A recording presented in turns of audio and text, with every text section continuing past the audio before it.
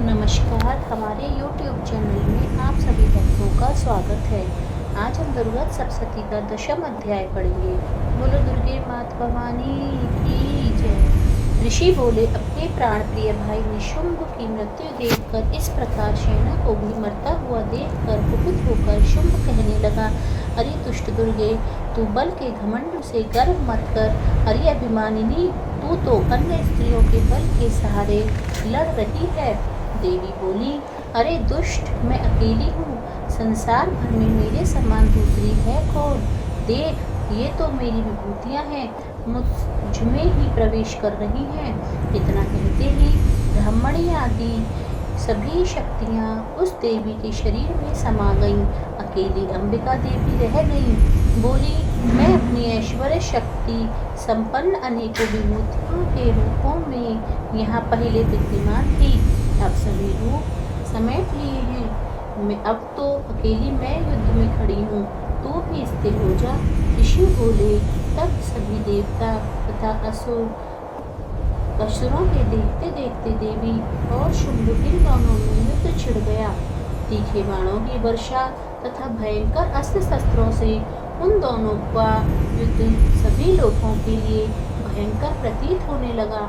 अंबिका जितने भी दिव्य से दिव्य अस्त्र छोड़ती जाती, दैत्येंद्र उन्हें निवारक अस्त्रों द्वारा तोड़ता जाता।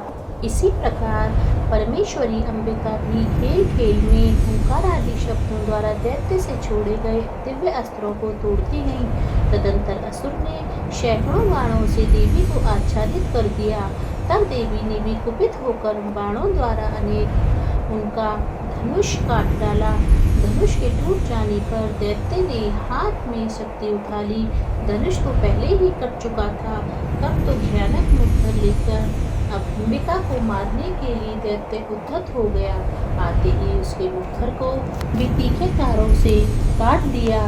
फिर भी वह असुर मुख का तान कर बड़े वेग से दौड़ा। आते ही उस दैत्येश्वर ने देवी के हृदय में मुक्का मार दिया। देवी ने भी उसकी छाती पर एक चपेट जमा दी। देवी की उस चपेट के लगते ही वह दैत्यराज पृथ्वी पर गिर पड़ा। गिरकर ही सहसा उसी प्रकार उठ पड़ा। तब उछलकर देवी को उठाकर आकाश में स्थित हो गया। वहाँ भी निराधार होकर चंडिका देवी उसके साथ युद्ध करने लगी। आकाश में उस समय असुर तथा चंडिका का आपस में घोर युद्ध हो रहा था। वह युद्ध पहले सिद्ध मुनियों को विस्मयकारक था। तब अंबिका ने उसके साथ देर तक युद्ध करते करते असुर को उठा लिया, मारकर उस असुर पर पटक कर दिया। देवी द्वारा पटका हुआ वह पृथ्वी पाकर खड़ा हो गया। मूसा तानकर वह दुष्ट देवी को मारने की इच्छा से बड़े वेग से दौड़ा। तब उस असुर राज को आता हुआ देखकर देवी ने उसकी छाती में त्रिशूल घोंप दिया तथा पृथ्वी पर गिरा दिया। देवी के शूल से छत बिछत होकर पृथ्वी पर पड़ते ही इसके प्राण निकल गए। इसका गिरना भी समुद्र द्वीप एवं पर्वतों के साथ सारी पृथ्वी को हिला देने वाला था। उस दुरात्मा के मरते ही सारा जगत स्वस्थ एवं प्रसन्न हो गया। आकाश भी बहुत साफ दिखाई देने लगा। पहले जो उपद्रव मेघ उठ रहे थे तथा उनका पात हो रहे थे, वे सभी शांत हो गए। उसकी मृत्यु होते ही सभी देवताओं के मन प्रसन्न हो गए।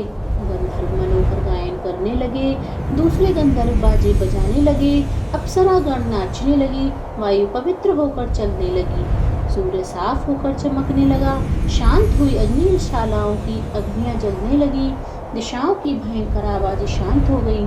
बोलो दुर्गे मात भवानी की जय।